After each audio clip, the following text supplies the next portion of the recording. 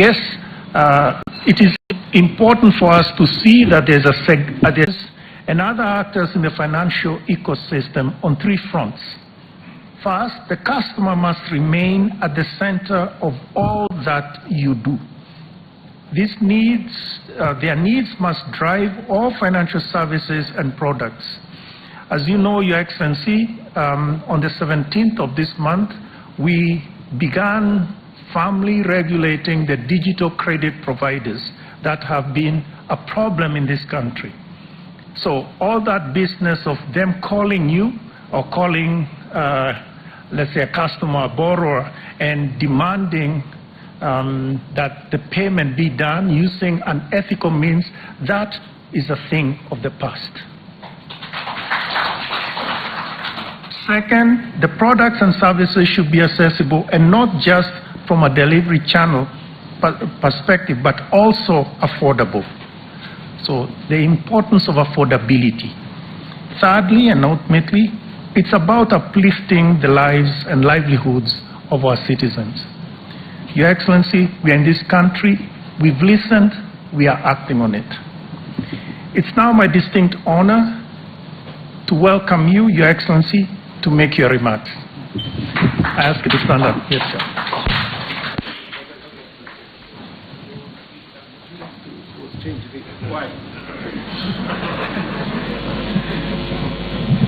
Thank you very much. Let's take our seats. Asanteni sana.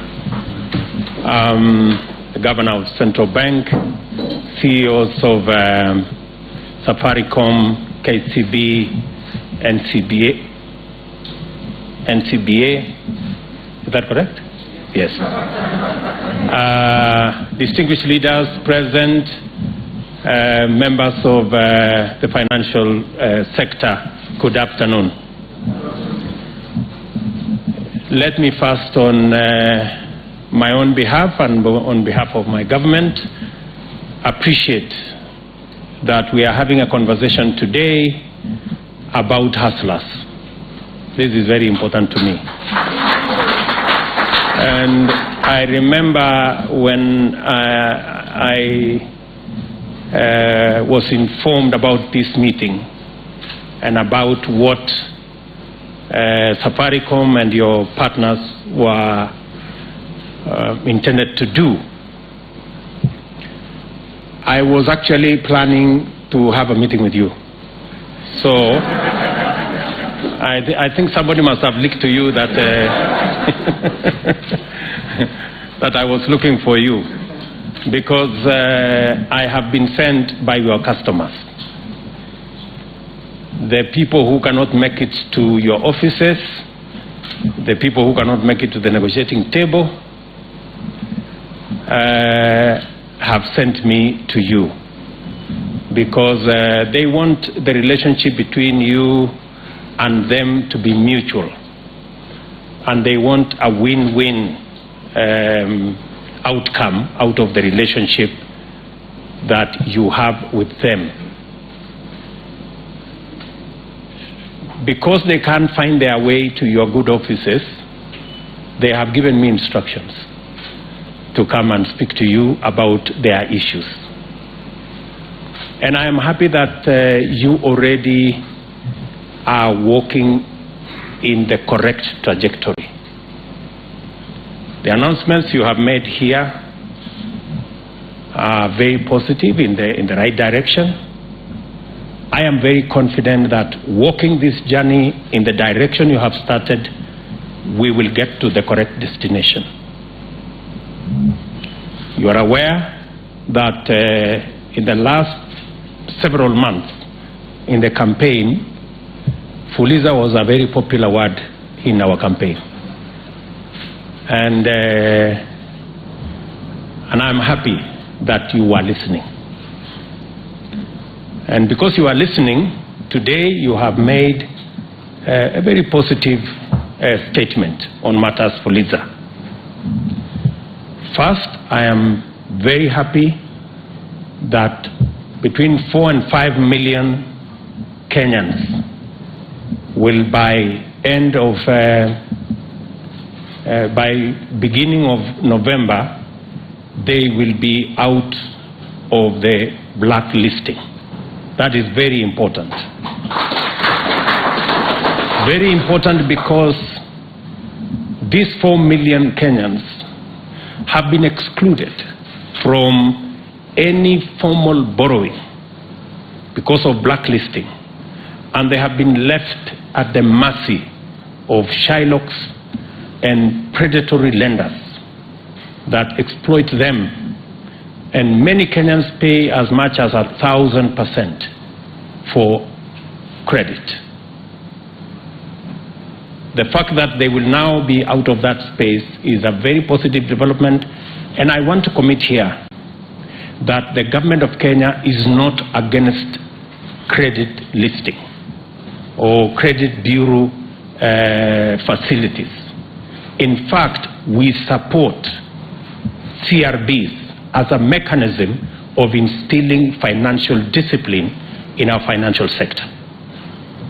What we are asking, and I think we are on the same page on this, and I've had a long conversation with the governor, what we are asking is we don't want credit listing to be an all or nothing, in or out engagement. We want credit listing to be a facility that gives everybody a chance to be their best in their own time. Instead of saying you are in or out, we should have a credit scoring mechanism so that we have graduated from the least to the best. And everybody can have a chance, even if you are somewhere at the bottom, you can always walk your way up as you learn the ropes in the financial sector. So I am happy Governor has told me they are having engagement with the CRBs so that we can change the credit listing mechanism.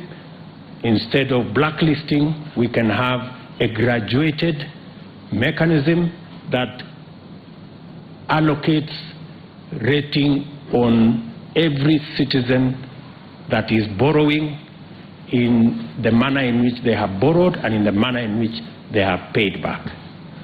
That happens even for countries when we are borrowing money from IMF, from the World Bank.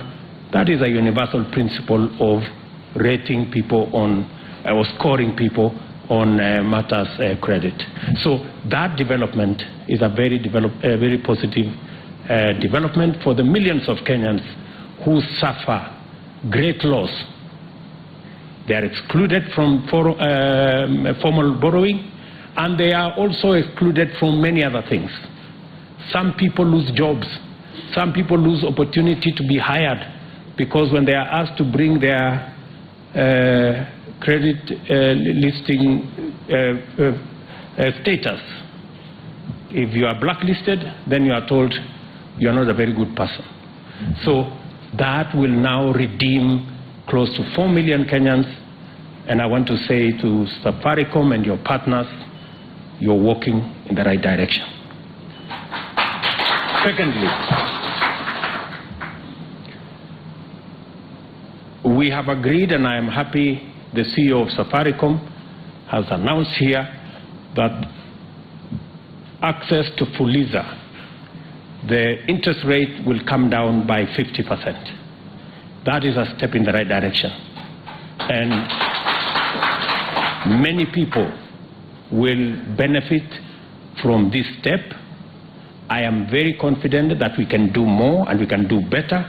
And I want to encourage Safaricom and your partners to continuously assess this facility so that progressively we can move towards a much more favorable interest regime that gives majority of Kenyans the opportunity to have flexible arrangements on their financial requirements. I also want to say the following, that Fuliza is addressing a certain category of borrowers on short term. As you have indicated yourselves, there is more traction towards 14 days, 11, 14 days. it should speak to you that you need to think about other instruments and other facilities that should be able to take care of a slightly longer term borrowers. I also want to state here that the government of Kenya, and I have the nominee for Treasury here and the nominee for ICT here, these two gentlemen will be working with you in the financial fintech space, because we want to work on credit, especially for our micro, small and medium enterprises. That is the space where we have the largest opportunity. That is the space that employs almost 80% of our population, and yet they are constrained by access to credit. I have listened to many of them in the campaign trail. I was giving these good people an example of Shiko in Ruaka Market and her team. They borrow 1 million shillings every day, and they pay as high interest as 10% per day, which translates into 3,600% per year. Shiko and her team, they don't want free money. They are telling me, Mr. President, can we pay the same interest that Kenya Breweries is paying? Can we pay the same interest that the big companies are paying? That's all they're asking, and I don't think it's too much to ask. So, progressively, and the assignment I'm going to be giving to these two gentlemen is to work with you in the private sector to develop a product where Shiko, a mama mboga in Ruaka, and a boda person can also have access to credit at single-digit rate. And I am willing to work with you in a public-private arrangement so that we can mitigate some of the risks that come with lending to that category of Kenyans. I am very confident. I am very confident that if we give Shiko and her team, and many of them in Kenya, the opportunity to borrow at single-digit interest rate, they can double, if not triple, their business. And it is good for everybody. It is good for the fintech companies, it is good for the banks, it is good for the taxpayer, it's good for the taxman, and it's also good for me. So I think we can have a win-win. I think it's good. We're going to have a win-win arrangement. So in the short term, the assignment Eliud Owalo and my good friend Professor Njuguna will have is to structure with yourselves the Hustler Fund. We are ready to commit public resources to underwrite some of the risks so that chamas, cooperatives, SACCOs can access credit at single-digit interest rate. This is the future we are looking at, and from where I sit, we can make it a reality in a very short time. Secondly, in this space, we should also, and I have heard from NCPA, we should also find the model that encourages savings. Borrowing functions best when we have savings, because you cannot borrow what you don't have.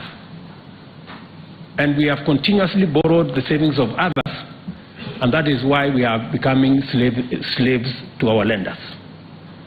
It is time every Kenyan, and we are working with other sectors, including NSSF and other financial instruments, to make sure that we take our savings from the current maybe 9, maybe 10% of GDP to 20, 25% of GDP. That way, we can have not just a secure present, but we can also have secure or ensure our future. I am looking forward to working with all the actors in this space to ensure that we build our savings culture and our borrowing must not only be responsible, but it must also be affordable. I like the words the governor said here about affordability. That way we can spur the activities of many of our micro, small enterprises who are struggling today, not because their enterprises cannot do well, but they are limited by access to credit and access to financing for what they want to do. We will also be working on ensuring that our stock exchange also works better. It can also be another source of making sure that we can raise resources that can help build our enterprises.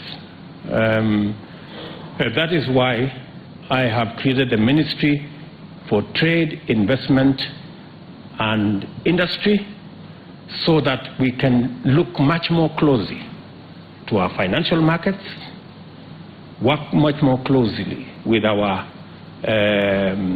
state-owned enterprises, look critically at some of them, and assess the ones we can bring the Kenyan public to be owners of some of these state-owned enterprises, so that we can share in the profits and we can also release some resources for us to be able to deliver on some of our infrastructure requirements instead of borrowing either from the market locally or borrowing from the external market. We will be working together in this space, and I know I've disturbed the governor a lot with many telephone calls, but I appreciate that he's been forthright and a gentleman. And sometimes when you see too many of my calls, it's because your customers are on my case. So just take it positively. It's nothing personal. It is because somebody must do the bidding for those who cannot access the offices that they need to. So this afternoon, ladies and gentlemen, I am very happy to be part of this occasion. I look forward, Ndegwa and your team, I look forward to, we've done, as the governor said, we've made the first step. I hope we'll be making the other steps so that you've come down 50%, maybe we can do another 50%. You know, in those many steps governor was talking about. So that, you know, there is no harm.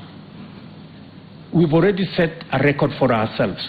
M-Pesa in itself is a Kenyan innovation that has really taken the world by storm. Why don't we try another feat that it's not only giving us financial inclusion, it is giving us affordable credit. You know, we can begin to walk that journey. And I think you yourselves have seen the value of scale. M-Pesa was 600,000 people. Now it is 20 million, 31 million, you see. So, and you're making more money with charging less than you were charging more with few people. So I think this is I'm not teaching you what to do. You know better than me.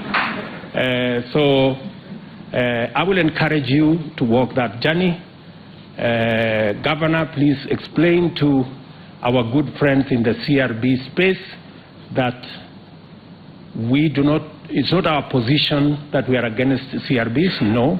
Our position is that we should change the model of listing so that we do not make it an all or nothing, and we do not criminalize, and we do not unfairly disadvantage borrowers, but we give them an opportunity to be listed, to be scored, so that we have a graduated list that people can work their way up. So let me say I am happy to be part of this very important step in our country, and I look forward to working with you, making credit for millions of citizens accessible. My two friends here will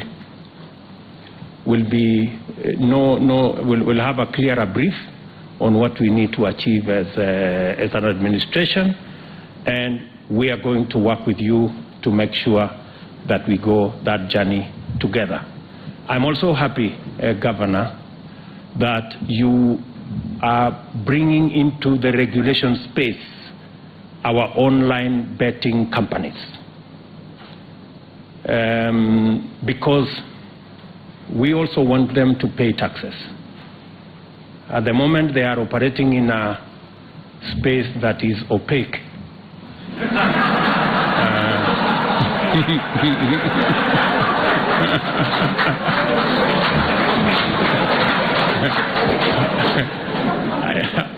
I know opaque has many connotations lately, and not very positive ones.